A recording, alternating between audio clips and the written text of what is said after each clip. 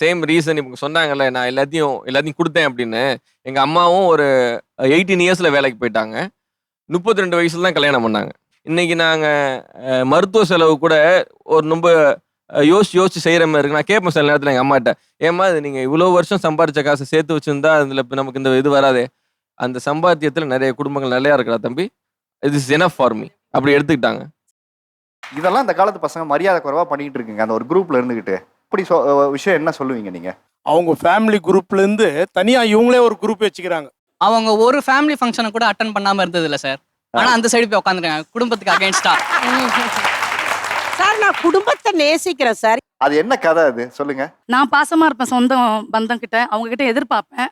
நான் எல்லாத்தையும் கொடுப்பேன், எனக்கு எதுவுமே கிடைக்காது. அது பணமா இருந்தாலும் உழைப்பா இருந்தாலும் பாசமா இருந்தாலும் எதுவுமே எனக்கு திருப்பி கிடைச்சதே இல்லை. அது என்னோட கர்மா நான் சொல்லி ஏத்துக்கிட்டு வாழ ஆரம்பிச்சிட்டேன் சார். யாருக்கு நடிக்க தெரியுமோ அவங்களே தான் சார், அவங்கள சுற்றி தான் சார் சொந்தமே இருக்கும். இதான் சார் என்னோட ஃபர்ஸ்ட் பாயிண்ட்.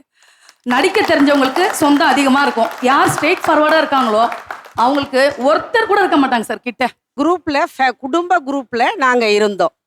ஒரு போட்டோ யூஎஸ்ஏல இருக்கிறான் என் நாத்தனார் பையன். அவன் வந்து கேர்ள் ஃப்ரெண்டோட ஒரு போட்டோ அனுப்புறாரு. அதை போஸ்ட் பண்றாங்க குரூப்ல.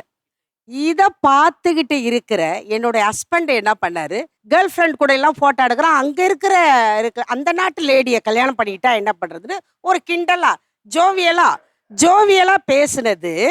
அந்த பையனுக்கிட்ட போய் அந்த விஷயம் தெரிஞ்சு 2 பேர், நீ எப்படி என்ன சொல்றதுக்கு உனக்கு என்ன ரைட்ஸ் இருக்கு, நீ எப்படி சொல்லலாம், நீ ஒழுங்கா, நீ உன்னுடைய ஏஜ்ல எப்படி இருந்த டீனேஜ்ல அப்படின்னு சொல்லி பேச்சுவார்த்தையே இல்லாம போயிடுச்சு இந்த குரூப்ல இருந்து. இது தேவையா? உங்க பையன் வந்திருக்காரா? அதோ இருக்கார். அவங்க ஒரு ஃபேமிலி ஃபங்க்ஷனை கூட அட்டன் பண்ணாம இருந்தது இல்ல சார். ஆனா அந்த சைடு போய் உட்காந்துருக்காங்க குடும்பத்துக்கு அகைன்ஸ்டா. சார் நான் குடும்பத்தை நேசிக்கிறேன் சார். அது என்ன கதை அது சொல்லுங்க. அது அவங்க யூஎஸ்ல படிச்சுக்கிட்டு இருக்காங்க சார். அவங்க பையன் யூஎஸ்ல படிக்கிறாரு. அவர் கேர்ள் ஃப்ரெண்டோட ஒரு போட்டோ போட்டாரு. அந்த கண்ட்ரியோடைய யுஎஸ்ஏ கண்ட்ரியோடைய கேர்ள் ஃப்ரெண்ட்ஸ். இத பார்த்துட்டு இவங்க அப்பா என்ன பண்ணிட்டாரு, ஐயோ இந்த பொண்ணை கட்டிட்டு வந்துட்டானா நம்மளுடைய கல்ச்சர் என்னாவது, என்ன இப்படி பழகுறான்னு இவர் விளையாட்டா கேட்க, அவங்க அம்மா போய் அந்த பையன் அப்படி ஏதாவது இருக்கான்னு உடனே அவனுக்கு, என்னம்மா நான் வந்து ஃப்ரெண்ட்ஸா போடுறேன், நாங்களாம் ஃப்ரெண்ட்லியா இருக்கோம், இவரே மாமாவுக்கு இந்த மாதிரி. அவரு ஃப்ரெண்ட்லியா தான் சார் கலாச்சாரு, சும்மா ஃப்ரெண்ட்லியா. ஆனால் அந்த பிரச்சனை லெஃப்ட் ஆயிட்டோம், அந்த குரூப்ல இருந்து லெஃப்ட் ஆயிட்டோம். யாரெல்லாம் அந்த குரூப்ல இருந்து வெளியில போனீங்க இந்த பஞ்சாயத்துல சொல்லுங்க சார். இப்ப அந்த குரூப்பே இல்ல சார், எல்லாருமே போயிட்டாங்க. ஆமா சார், குரூப்பே கலந்துருச்சு சார். அந்த குரூப்புக்கு என்ன பேர் வச்சிருந்தீங்க? Sunshine sir. சன்ஷைன் குரூப்பே இந்த ஒரு போட்டோ போட்டு கலந்துருச்சு. ஆமா சார். ஏழை சொல் அம்பலம் ஏறாதுன்னு ஒரு சொற்றொடர் இருக்கு. அந்த மாதிரி பணக்காரங்களும் இருப்பாங்க, ஏழைகளும் இருப்பாங்க சொந்தக்கார குரூப்ல. இவங்க வந்து அப்ராட் டூர் போயிட்டு வந்ததை போடுவாங்க. இதை பார்த்து இவங்களுக்கு ஒரு மனசு கஷ்டம் வரும். இன்னொன்று, ஹஸ்பண்ட் ஒய்ஃப் ரொம்ப பிரச்சனையில் இருக்கும், அப்படியே ஒத்துமையாக இருக்க மாதிரி ரொம்ப சீன் போட்டு பயங்கரமாக எடுத்து போடுவாங்க. இதெல்லாம் வந்து இது எல்லாமே வெறும் பகட்டு, வெறும் வேஷம். அதே மாதிரி ஒருத்தர் பார்த்து ஒருத்தர் பொறாமப்படுறது ரொம்ப ஜாஸ்தியாக இருக்கும் சார். குரூப்ல இருக்கீங்களா, வெளியில வந்துட்டீங்களா? நான் வந்துட்டேன் சார். நீங்க வந்துட்டீங்க. நான் பாசமாக இருப்பேன் சொந்தம் பந்தம் கிட்ட, அவங்க கிட்ட எதிர்பார்ப்பேன். நான் எல்லாத்தையும் கொடுப்பேன், எனக்கு எதுவுமே கிடைக்காது. அது பணமாக இருந்தாலும் உழைப்பாக இருந்தாலும் பாசமாக இருந்தாலும் எதுவுமே எனக்கு திருப்பி கிடைச்சதே இல்லை. அது என்னோட கர்மா நான் சொல்லி ஏற்றுக்கிட்டு வாழ ஆரம்பிச்சிட்டேன் சார். யாருக்கு நடிக்க தெரியுமோ அவங்களே தான் சார், அவங்கள சுற்றி தான் சார் சொந்தமே இருக்கும். இதான் சார் என்னோட ஃபர்ஸ்ட் பாயிண்ட். நடிக்க தெரிஞ்சவங்களுக்கு சொந்தம் அதிகமாக இருக்கும். யார் ஸ்ட்ரெயிட் ஃபார்வர்டாக இருக்காங்களோ அவங்களுக்கு ஒருத்தர் கூட இருக்க மாட்டாங்க சார் கிட்ட. இதான் உண்மை. ஃப்ரெண்ட்ஸாக யாருமே அந்த குரூப்ல இணைக்க முயற்சி பண்ணலையா நீங்க வெளில போனதுக்கு? இல்லை சார், நான் குடும்பத்துக்காக நிறைய செஞ்சு பாசமாவோ இல்லை ஃபினான்ஷியல் ஹெல்ப் எதுவாக இருந்தாலுமே குடும்பத்துக்காக நம்ம உழைச்சது ஃபுல்லாவே கொடுத்துடணும், எனக்குன்னு வேணும்னு எடுத்து வச்சது இல்லை. எல்லாரும் நம்ம லைஃப்ல. நீங்க கொடுத்தது என்னது? நீங்க வந்து இப்ப கொடுத்தேன்னு சொல்றீங்க இல்லையா, உங்க உறவுகளுக்காக நீங்க கொடுத்தது என்னது? நான் சம்பாதிச்சது ஃபுல்லாக கொடுத்தேன் சார். ஒரு 19 இயர்ஸில் காலேஜ் முடிச்சுட்டு உடனே ஒர்க் பண்ண ஆரம்பித்தேன், அதை கொடுத்தேன். எனக்கு அபவ் 30 தான் மேரேஜ் பண்ணி வச்சாங்க. அது வரைக்கும் இருந்து பொறுமையாக பண்ணிக்கிட்டேன். ஜுடிஷியல் டிபார்ட்மெண்ட்டில் ஸ்டெனோகிராஃபராக இருந்தேன்.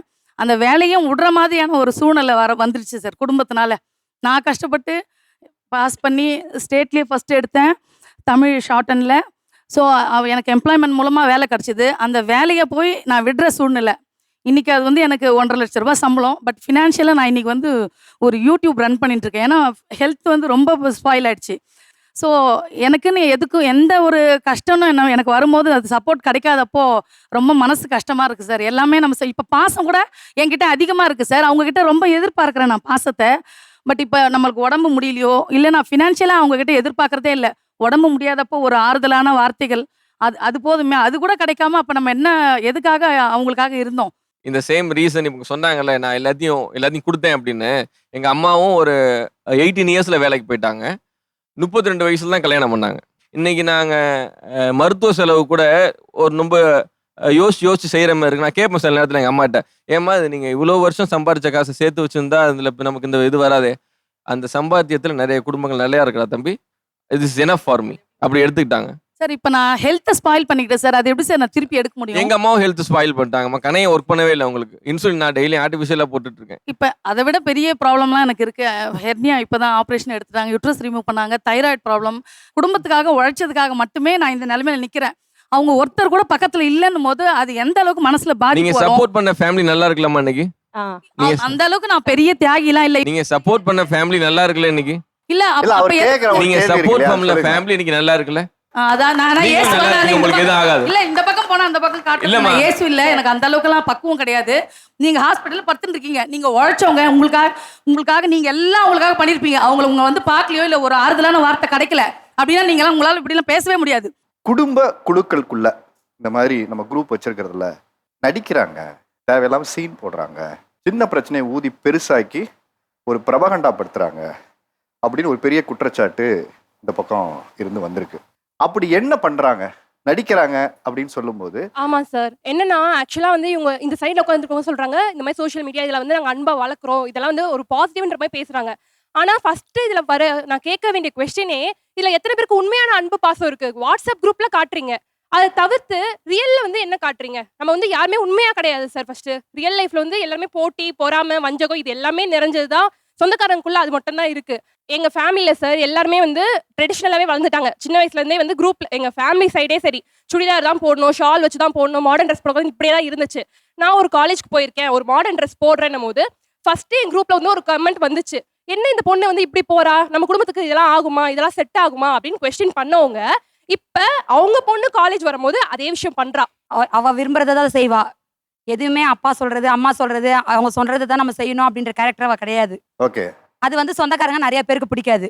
நான் வளர்த்தது சரியில்லை, பெரிய பொண்ணை ஷை டைப்பா ஒன்ன மாதிரி வளர்த்துட்டேன், சின்ன பொண்ணை அவ இஷ்டமா விட்டுட்டேன் அப்படின்ற மாதிரி சொல்றாங்க. ஏன்னா அவ வந்து கரெக்டா பண்றா, அவ தப்பு செய்யலன்னு எனக்கு தெரியுது. இதெல்லாம் இந்த காலத்து பசங்க மரியாதை குறைவா பண்ணிட்டு இருக்குங்க அந்த ஒரு குரூப்ல இருந்துகிட்டு. இப்படி விஷயம் என்ன சொல்லுவீங்க நீங்க? அவங்க ஃபேமிலி குரூப்ல இருந்து தனியா இவங்களே ஒரு குரூப் வச்சுக்கிறாங்க. ஓ, ஃபேமிலி குரூப் இல்லாம இன்னொரு இவங்க ஃபேமிலி ஒரு தனியா ஒரு குரூப் வச்சுக்கிட்டு அதுல இவங்க கம்யூனிகேஷன் பண்ணிக்கிறது. இவங்களே பாத்தீங்கன்னா ஸ்டேட்டஸ் போடுறதுல எல்லாம் பாத்தீங்கன்னா இவங்களே சொந்த செலவுல சூனியம் வச்சுக்கிற மாதிரி இவங்களே ஒரு ஸ்டேட்டஸ் போடுறது. அதுக்கு எதனா ஃபேமிலியில யாரா பார்த்துட்டு அதுக்கு ரெஸ்பான்ஸ் கேட்டாங்க, அதுக்கு தேவையில்லாத இவங்க டென்ஷன் ஆகுறது.